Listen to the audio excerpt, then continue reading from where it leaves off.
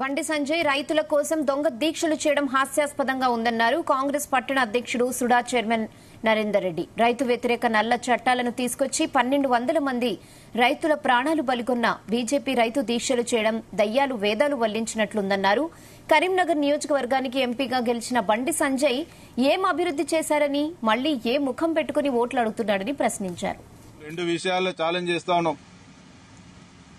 కరీంనగర్ ప్రజలకు పార్లమెంటు పరిధికి బండి సంజయ్ కుమార్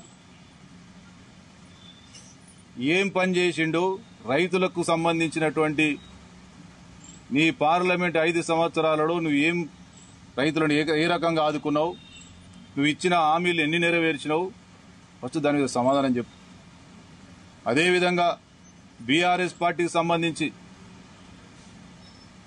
6 నెలల కింద వడగండ్ల వాన పడినప్పుడు ఇదే చంద్రశేఖరరావు కరీంనగర్కి వచ్చి పరామర్శించినటువంటి రైతులకు రూపాయి ఇయ్యలేనివి మళ్లీ ఇవాళ ప్రతిపక్ష నాయకునిగా ఏ ముఖం పెట్టుకుని వచ్చి అడుగుతా ఉన్నావు, ఏ ముఖం పెట్టుకుని పరామర్శిస్తావు అని చెప్పి మేము నిలదీస్తా ఉన్నాం.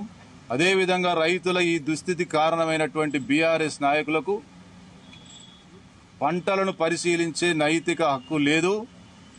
మీకేమన్నా ఉంటే ఈ దుస్థితికి కారణమైన బీఆర్ఎస్ పార్టీ నాయకులు రైతులను క్షమాపణ కోరమని చెప్తా ఉన్నాం.